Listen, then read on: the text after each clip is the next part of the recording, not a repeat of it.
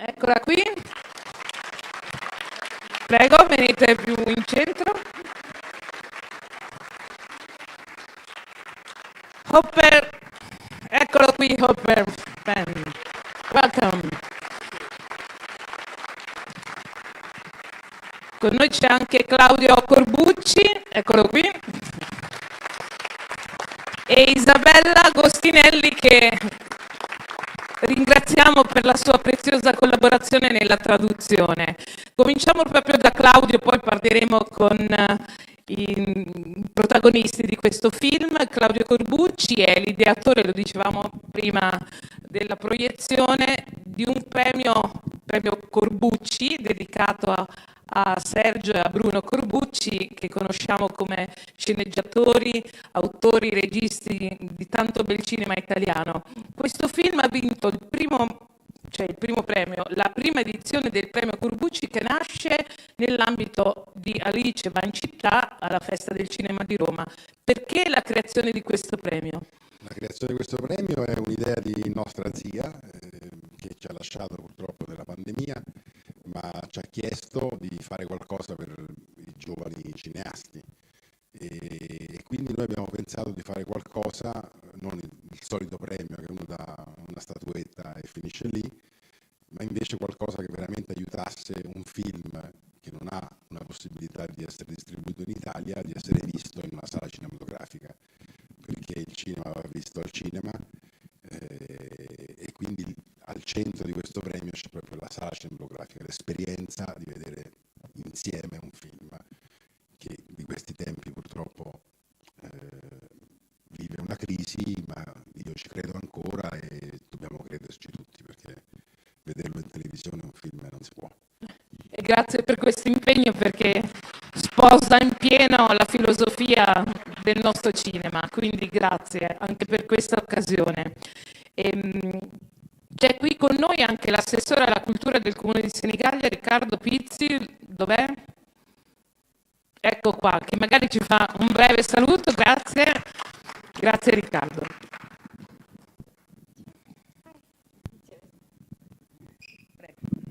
Sì, buonasera. È un piacere essere qui e ringrazio la Fondazione Carmine e Laura per aver dato questa possibilità sia a Fano che a Senigallia di aver proiettato questo film, che fa riflettere, fa molto. Complimenti, perché la forza d'animo, la capacità anche di riconoscere i propri errori, i propri limiti, poi ti danno lo sprono per riscattarti e girare pagina e vivere una vita diversa, migliore, anche a favore degli altri. Quindi grazie per questa pellicola, per questa storia e buona serata a tutti. Grazie Riccardo Pizzi, assessore alla cultura. Cominciamo da Hopper Jack Penn. Allora, io faccio le domande in italiano, poi grazie a Isabella riusciremo a parlare in maniera molto più tranquilla. Benvenuto a Senigallia, di nuovo, welcome, nella nostra città. Ci sono tanti segni d'amore in questo film che si possono cogliere, ma anche tanti segni di distruzione, di disperazione. Secondo te i segni più significativi d'amore che hai interpretato qui e che hai potuto ricevere dai personaggi di questo film, quali sono?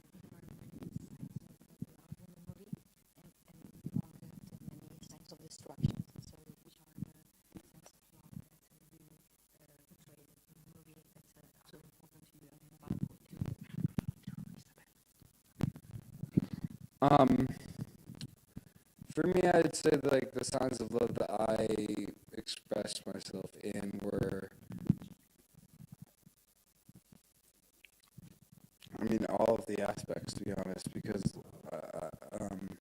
so Clarence, the director, he asked both of us to just be ourselves, not mimic anybody, bring the character's life into our life, not bring our life into the character's life, and so it was very much me, and I expressed love in all of those ways, with family, with sympathy, with romance, with all of that, and I've experienced all of it, and I believe Zoe has too, and it was it was very kind of easy in a way, just to like once Clarence said what he said, or he didn't want us to, mimic anything. He just wanted us to be us. It made it very simple to just do the scenes when it was like that day of romance, when it was that day of sympathy, when it was that day of family love. Like he brought us into that life so well, and brought ourselves into that life, which was, I give all that credit to Clarence, to be honest, and to my co-stars, because they brought me in better than anyone. Ci sono molti segni d'amore all'interno del film, da quello familiare a quello più romantico nei confronti di Jane, e la cosa più importante è sicuramente il fatto che il regista ha permesso a lui e a tutti gli altri attori di portare se stessi all'interno del film piuttosto che interpretare un personaggio, quindi questo senso d'amore è più facile da trasmettere, e per lui è stato appunto più facile proprio perché il regista ha dato loro questa libertà in questo senso. Zoe, c'è un filo conduttore che lega le figure femminili di questo film, le scelte che fanno e anche lo sguardo che hanno sul mondo? Is there any connection between the way women think and behave in the film, and that connects between all of them in the way they face problems and the way they see the world? Specifically for Jane or the other female characters? For Jane and for Jane and the other. Well, I think how I want to answer this question is by saying how Jane is different to most women I know, because of the fact that she doesn't abandon her dreams for a man. And even though she loves Frankie, she goes and does her school, and she doesn't leave her dreams behind and sacrifice. She doesn't sacrifice her dreams to be with a man, which is not, unfortunately, a lot of women. I've done this for myself. I've sacrificed a lot that I want to do for someone that I loved and regret that. And yeah, I think, I don't know how else to answer the question, but I think it's just with how Jane is a strong woman, and a woman who follows her dreams and has a big heart and is not weak by any means. Yeah.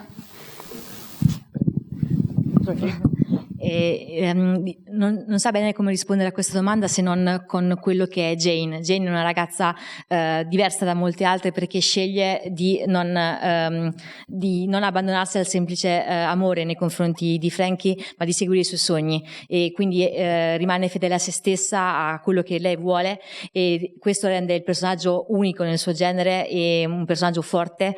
E quindi per lei, per Zoe, è soprattutto importante questo elemento del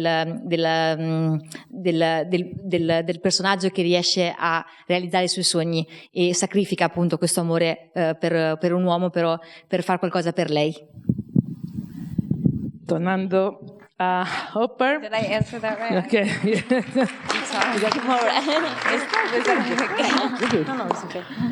Hopper, cosa ha significato per te mettersi nei panni di Frankie? In cosa ti assomiglia questo personaggio? In cosa invece ti senti distante da lui? What do you feel like being very close to Frankie, and what do you feel like you're different from him? Well, if you don't mind, can I start with how I'm different? Because that's very obvious to me. I don't sell drugs, and I don't beat people up, and I definitely don't own a gun and shoot people. But in the ways that I am similar is, I think everybody in the world, in a way, I hope like always wants to be the best person that they can be of themselves. And I think Frankie is aware of that. But he was brought up in this life, it's like kind of his only choice in a way. And that's for a lot of America, it seems like the only choice. And to be honest, it is the fastest way to make money. You sell drugs, like, you're going to get it that day. But yeah, I think he knows, and that's very similar to me. I know that I can always be a better person, and I try to do that every day. I wouldn't say I succeed every day. To be honest, I don't. But that's probably the most similar thing between the characters. Thank you. For me, yeah. Hopper vorrebbe iniziare soprattutto dal dire cosa è, in quali aspetti è differente dal suo personaggio, il fatto che comunque lui non è una persona violenta e il fatto che appunto non è uno spacciatore, e però al di fuori di questi elementi diciamo che ci sono molti elementi più simili nella sua vita nei confronti appunto del personaggio, il fatto di voler essere sempre il meglio, la versione migliore di se stesso, quindi Hopper dice che ciascuno di noi nella sua vita vuole essere la versione migliore, non sempre ci si riesce, non sempre è facile riuscire a dare il meglio di sé, ma come il suo personaggio cerca di farlo ogni giorno e cerca di realizzare questo elemento, quindi in questo aspetto si sente molto vicino al suo personaggio. Grazie. Thank you. Thank you. Zoe, tu interpreti un'attrice che non sente, e la sordità fisica del tuo personaggio però non ostacola sentire delle cose vere, profonde. Gli altri che sentono riescono ad ascoltare, in realtà non riescono a cogliere l'essenza della vita. Cosa ha rappresentato per te interpretare una persona che non ha udito? Your character is a deaf girl, but truly understands life and its values. That all the other people who hear perfectly, most of the time you don't understand the deepest elements of life. So how do you feel towards it, and how do you try to give this on the screen? I feel that we put too much weight in words, and a lot of the time people use words to mask what they really feel. Sometimes, words are dishonest and they don't actually paint a true picture or express someone's inner truth, I guess. But Jane, she doesn't need all the fluff of words. She can read someone based on their body language, and she communicates through the eyes, and obviously through uses her body as a instrument to communicate. And I think that's much more powerful and, more human than speaking in a way. It's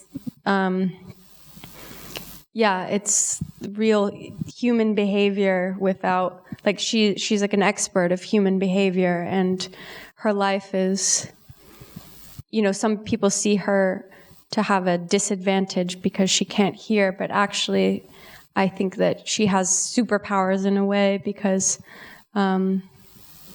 she's a truth seeker, and she doesn't take any bullshit, kind of. Zoe dice che troppo spesso diamo troppa importanza alle parole, spesso le parole non sono vere, spesso le parole cercano di nascondere quella che è la verità, quindi il superpotere di Jane è quello proprio di riuscire a esprimere e a vedere quello che sono le persone nel loro essere, e il fatto di utilizzare un altro tipo di linguaggio, perché essere sordi non è uno svantaggio, ma è semplicemente un uso differente del linguaggio, e proprio grazie a questo nuovo linguaggio riesce a capire, a percepire la verità delle altre persone che gli stanno intorno, e quindi questo è una specie di superpotere che a Jane e che a Zoe è soprattutto piaciuto e che è riuscita a trasportare poi nel personaggio, proprio perché parla attraverso il suo corpo, e in questo senso lei si sente vicino a questo tipo di linguaggio. Ok. Questa domanda è per tutte e due. In uno dei primi dialoghi che Jane e Frankie hanno, mi sembra che lui chiede a lei che cosa ti manca di più e lei risponde la voce di mio padre. E anche il padre di Frankie è una persona che poi alla fine cerca di diventare una persona migliore, ma pesa molto nella vita, no, di Frankie, ha un peso molto rilevante, in negativo purtroppo. Ecco, queste figure di riferimento adulte che non sono così positive nel film, quanto pensate che possono incidere realmente nella vita delle persone, anche dei giovani oggi? It's a question. There are the adult people who somehow create problems to your characters. So, in which ways are adults important in developing one person's life, and what about the role in the growth of a young boy? Young boy. What do you think about which is the most valuable role of a father in this case? Of the whole movie? In the movie, yeah. Who's the most important? No. Okay. Qual è No. cioè non riferimento a loro, No, ma in the movie. no, in the movie e cosa può rappresentare anche per In the chi movie, vede questo film. the absence of father has an important role in developing the character of Frankie. And what do you think it's the role of a father in the movie and in general in life, which is the main value of being a father, and what value can bring to sons? If I understand the question, My fault. it's not your fault. I should know Italian, but in my opinion, so yeah, okay, sorry. In my opinion, I think the role of that Ross Stevens plays, who plays Frankie's dad. One, I think he's one of the most amazing characters and actors in the whole film. It shocks me what he was able to do. He is not who you want a father to be. Even though he does get clean, he's still not a father. I mean, he finishes that. You saw the movie, right? Like, he finishes his long conversation. He's like, all right, you want to watch the birds? Like, he redeems himself in a way by getting sober. But I hope that's not who a father is to anyone. And unfortunately, in a lot of worlds, every country, we have fathers like that. But I don't think I'm answering your question. But I hope that, if what's important in the father role is that, that's everything you shouldn't do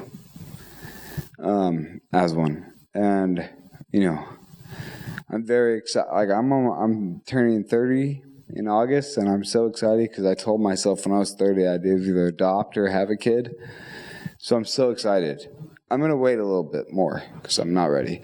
But I want to be a dad, and I don't want to be like that dad ever. Thank you. E il fatto che il padre che avete visto sullo schermo è tutto ciò che lui non vorrebbe come padre, nel senso che alla fine lui si pulisce per il figlio, diventa sobrio, però la fine del film lascia sempre molti dubbi e molte ombre sul suo personaggio. Quindi quello che ha capito da questo film è soprattutto quello che non vuole essere lui come padre. Si sta avvicinando ai 30 anni e si era promesso appunto che ha raggiunto quest'età, avrebbe avuto dei figli. Si prenderà un pochino più di tempo perché non si sente pronto, però da questo film ha capito quello che non vuole essere, quindi un padre come quello che avete visto sullo schermo. Yeah, you got it. Yeah. I think every generation learns to be better than the one before them, hopefully.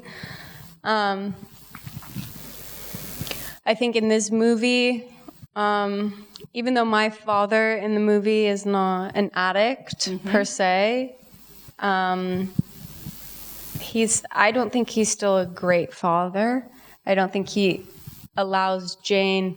He definitely is very hard on Jane. He speaks for her. Yeah. And in Frankie's case, his father, loves him, but doesn't love himself. Yeah. And I think, I guess the relationship, learning from the relationships of the father-daughter, father-son relationships in this movie is just, I don't know. I feel that sometimes we as children have to be parents to our parents. Yeah. I know I was in certain ways. I don't know. I don't really know what the question is, but I know that all you can do is try and be better and lead your life differently than your parents, so your child doesn't have to go through what they went through.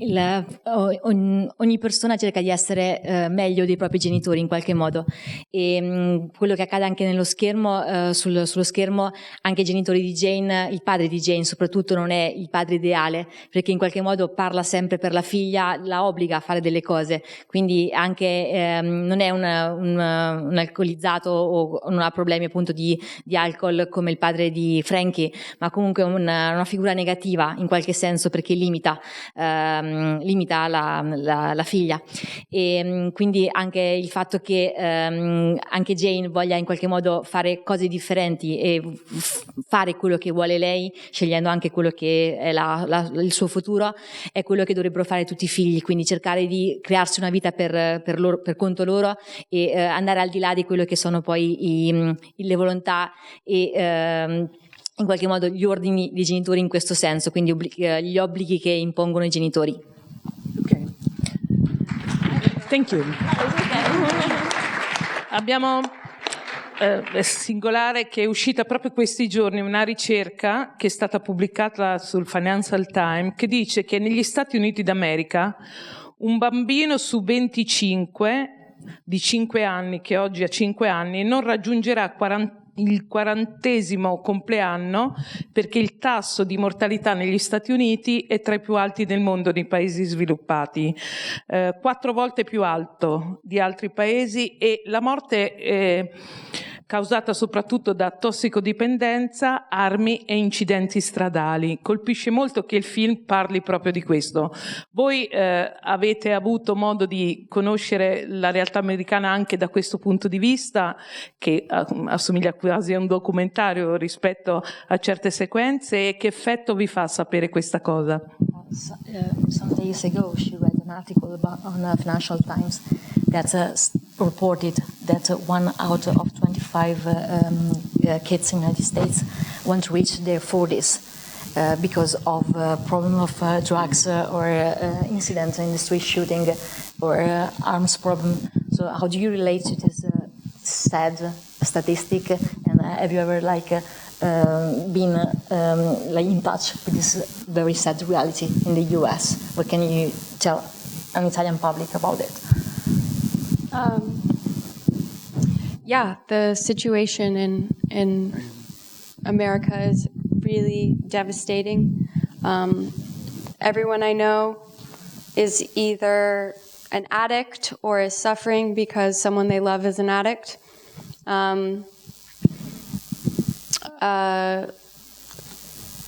So many of my friends have died of overdoses. I'm sober, so I don't do drugs or alcohol because I used to do drugs and alcohol, and I nearly ruined my life. That was the first time I've ever said that publicly, but there's not a lot of support, emotional support, mental health support for people in America. And because of the social and systemic, classism and racism in our country, people are, turning to drugs and alcohol to cope with their feelings because they feel like they don't have a voice. Okay. And it's films like this that show that there's hope. My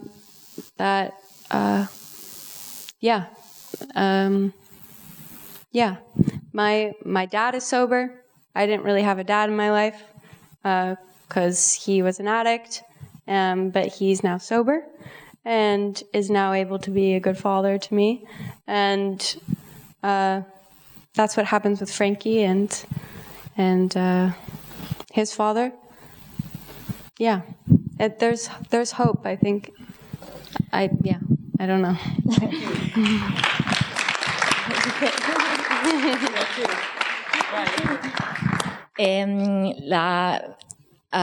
Zoe ha affermato che negli Stati Uniti al momento c'è un grandissimo problema a livello di uso di stupefacenti e la maggior parte delle persone che lei conosce, lei personalmente conosce, ha avuto problemi appunto di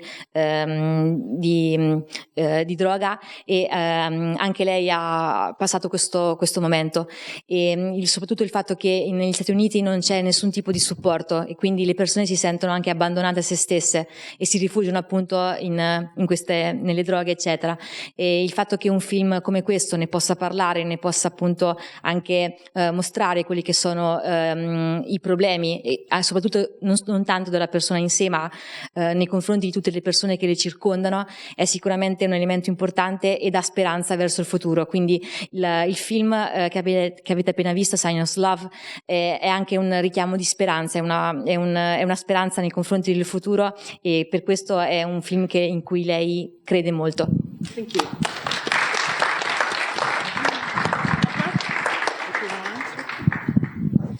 What was the question? The same question, if you want. Same question. Shall I? Yeah, what I don't remember. No, yeah. That there was a shocking kind of report in the Financial Times say that many kids won't reach their 30s because guns and drug addiction and many other problems that are shocking in the United States at the moment. Yeah, I mean, I think Zoe said earlier, it shows kind of a soft-core version of what goes on in the United States, but not just in the United States. I mean, drug addiction is all over the world. Fentanyl is all over the world. And people are dying all over the world because of this stupid addiction that's just so strong. And I've dealt with addiction myself, and I've lost a lot of friends within the past 3 years, which for me the past 3 years is right when I heard the first thing I've ever heard about fentanyl. I'd never known what it was. I just knew it was very oftenly mixed with opioids, and I don't know. I mean, I don't know how I see it, but I see it as an evil thing. And it's killed a lot of people I care about, and it's killing a lot of people that everybody cares about. Addiction is real, but it's not just the United States, and I think everybody knows that. But it's hitting hard in a lot of cities that don't have a lot of opportunities, and that's, I think, the ugliest part. It's like, well, why even put that on them? They have it, like those inner cities, they have it hard enough. They don't make enough money and stuff, and these drugs are just getting filled and killing young kids now. And I think it's important that this movie is to be shown, because it does spread a little bit of awareness about how fucked up this world is. Excuse my language, but it is, and we gotta make some serious change, I think, and I hope this can do a little bit of that and maybe inspire to do more of that and more of these films, hopefully. Yeah. Anche però per il film è sulla speranza che qualcosa cambi, ed è anche un monito nei confronti di quello che è una situazione veramente terribile negli Stati Uniti, dove soprattutto nelle città più povere il problema della droga è veramente cruciale in questo momento, perché negli ultimi 3 anni, anche come diceva il report del Financial Times, il problema della droga sta uccidendo moltissime persone, soprattutto bambini, perché come anche diceva Zoe, non solamente crea problemi per la persona stessa, ma per tutte le persone che gli stanno intorno. Quindi Hopper è contento che un film come questo possa essere mostrato al pubblico, soprattutto ai giovani, perché possa essere un monito e anche una specie di speranza nel futuro, perché qualcosa possa cambiare in questo senso.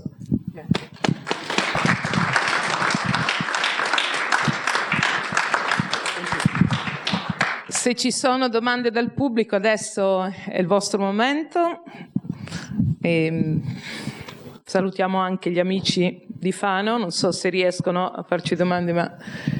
Ah, ecco, c'è il balletto che gira. Vale splughe. Prego. Non funziona. Aspetta, No, eccoci. Vai. Io devo fare la domanda? No, non lo so. Se c'è qualcuno Provavo che... il microfono, ma ecco, funziona. Ok. Mani alzate, ce ne sono troppe, aspetta. C'è nessuno? Ecco, aspetta, Fabrizio, eccolo. Fabri. Facile. Easy one. Fabri. Ok, funziona? Sente? Allora, mi hanno colpito due cose del film. Una, il gesto che fa la sorella di Frank, che mi sembra un po' un sacrificio che fa nei suoi confronti, salvandolo un po' cioè mettendosi un po' al suo posto, uccidendo il ragazzo. Però ecco, è un sacrificio che lei fa, uccidendo però una persona, quindi questa cosa mi ha toccato molto. Comunque è un contrasto forte, quindi è un po' questo che vorrei chiedere a loro, come hanno visto questa cosa, come l'hanno sentita. E poi l'altra domanda è il finale, un po' l'amarezza del finale, in cui comunque loro due non ritornano insieme. Si vede lui, Frank, con un'altra donna, che comunque lascia un po' di amarezza, come se c'è un lieto fine, però ecco, poi la vita è un po' diciamo così, no? L'amarezza della vita, della realtà della vita, quindi diciamo che non è poi una fiaba, non finisce tutto perfettamente. Quindi cosa ne pensano loro? Cioè, come cosa ne pensano, come l'hanno visto questa cosa? He was very moved by the choice of Frankie's sister to kill the drug dealer, and in some way she was actually saving Frankie from the very same death somehow. So it's a great sacrifice. And what do you feel like about sacrifices in the movie? This is the first question. The second question is about the ending. That is not a fairy tale with a very happy ending, but somehow it's a sad love story where you both move into a different direction. Frankie gets another woman, another life, and Jane moves to another place for university. So how do you feel about these two aspects of the movie? I think that sometimes you don't always end up with the person you love, that the gift of love and letting someone go, sometimes you have to let someone go to let them reach their best potential. Sometimes love does its best work from a distance. So I think if Frankie had not met Jane, he would have not found the courage to change his life.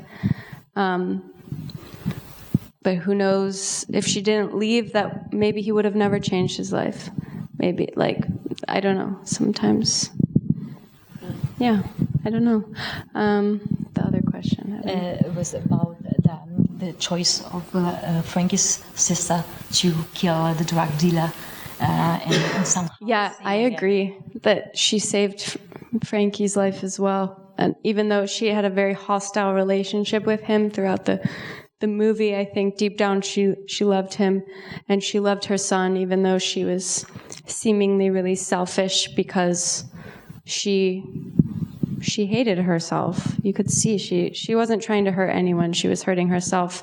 And in the end, she stepped up to the plate. Obviously, violence is not the answer, but she showed a violent act of love for her brother and for her son. That's right, thanks. Per rispondere iniziamo con la seconda domanda, il fatto che comunque non sempre le storie d'amore devono finire nella maniera positiva, nel senso che anche il fatto di doversi separare e quindi lasciare spazio all'altra persona in qualche modo può essere positivo, perché se Jane non si fosse allontanata probabilmente Frankie non avrebbe potuto poi raggiungere quello che era la sua nuova vita, quindi fare un cambiamento decisivo. Quindi in qualche modo il lasciarsi, il separarsi finale permette al personaggio di Frankie poi di crescere e di realizzare quello che è il suo futuro in una prospettiva migliore.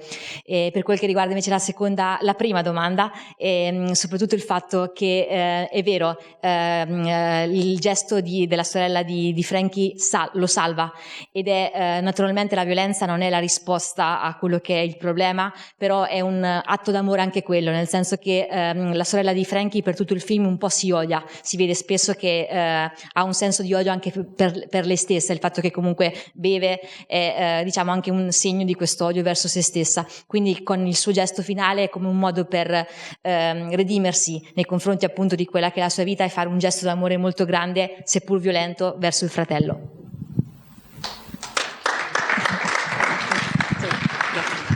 What was the second question? I know that it's The second the question, sacrifice, but what else? The first question was about the sacrifice of the sister. The second one was the ending, the sad ending, because the two of you apart.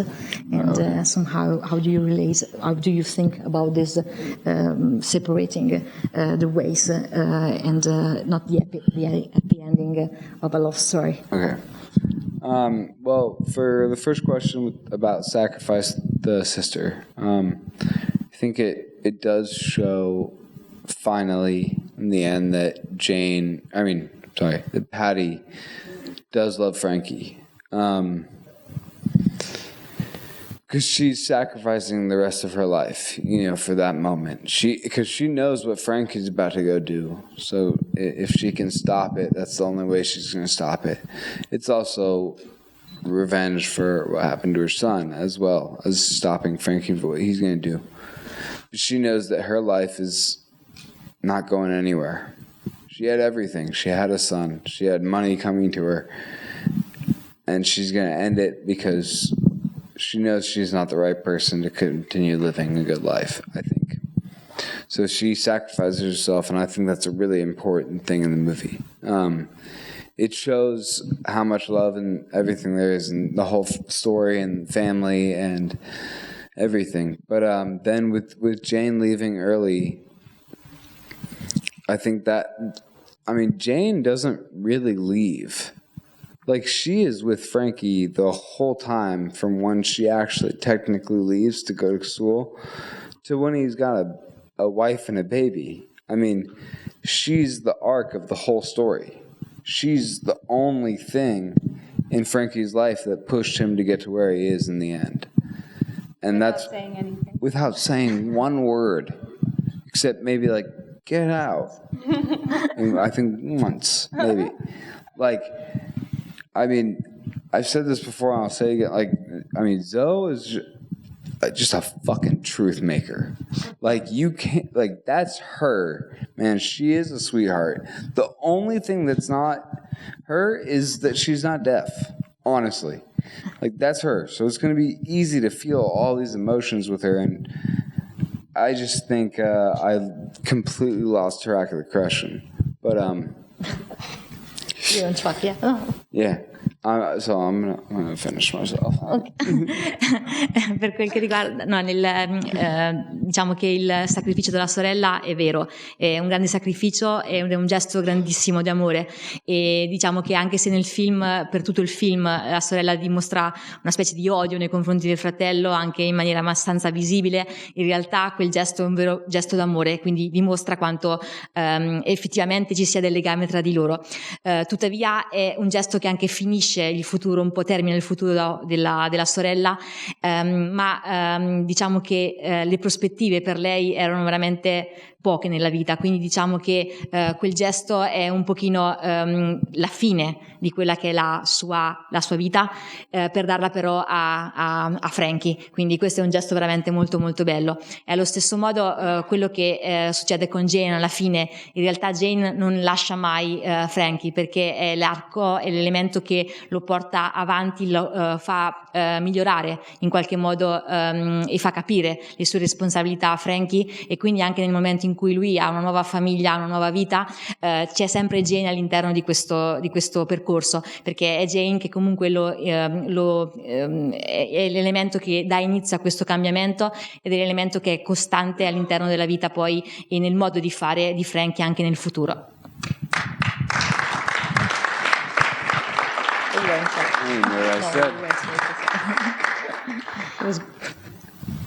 Prova, è aperto. Hi, welcome in Senigallia.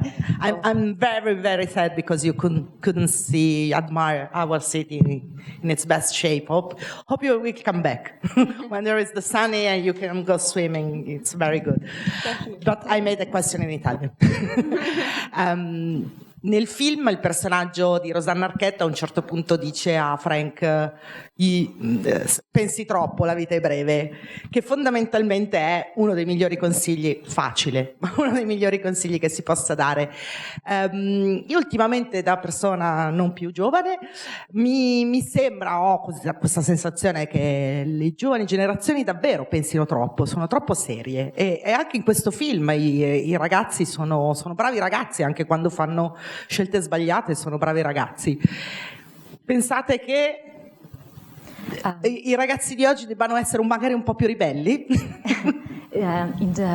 Nowadays young generation are very very thoughtful, and they think too much, they overthink everything, and in the movie it's very true, because the characters are parents to their parents somehow, and so what do you think, that kids nowadays should be more rebels, or it's and she herself thinks that young generation should be more less sensitive and more like rebel in themselves?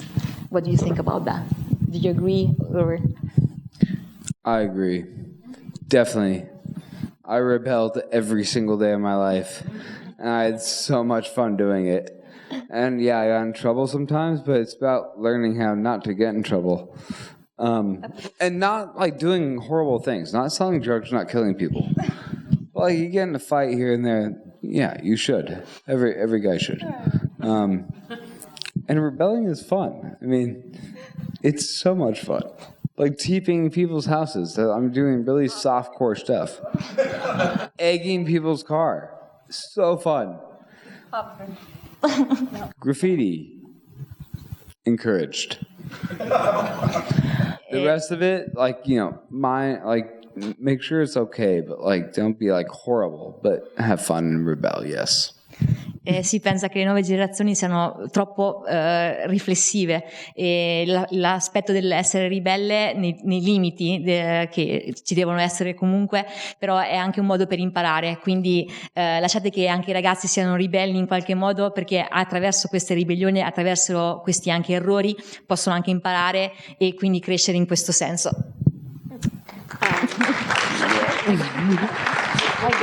I disagree. I think the generations before us didn't know how to talk about their feelings, and that's why people were so angry. That's why a lot of bad things happened. That's why abuse was allowed in the home. It was normal. It's not okay. I think it's good that we're changing and we're learning how to talk about how we feel so that we can be more empathetic and kind to other people. I think, I don't know, people confuse kindness with weakness, and that's not, yeah, I don't think that's the case. Yeah, I think it's good to be sensitive. Yeah, I just are an asshole if you're not if you're not respecting other people and their feelings or thinking about how your actions may affect them. But yeah, I don't know. I'm sorry. I'm so bad at this stuff. You like you? Yeah. Okay. Good. Yeah, I don't mean be a bully. Just have fun. Hopper likes to have fun. Lei non è d'accordo con Hopper, è importante divertirsi, come ha detto alla fine, però diciamo che la generazione passata era incapace di mostrare i propri sentimenti e di parlarne soprattutto, quindi spesso gli abusi venivano tollerati e nella generazione passata venivano accettati in qualche modo, e invece non è giusto, quindi diciamo che è importante invece che le nuove generazioni, le giovani generazioni possano riflettere su queste cose, essere più riflessive su questi problemi affinché non si possano ripetere, quindi imparare da quello che sono stati gli sbagli, gli errori del passato. E quindi il fatto sì di divertirsi è importante, però anche essere più empatici nei confronti degli altri è fondamentale, anche perché spesso oggigiorno la gentilezza viene confusa per debolezza, e invece è importante essere più attenti nei confronti degli altri e capire quello che le proprie azioni possono influenzare e diciamo anche avere conseguenze sugli altri.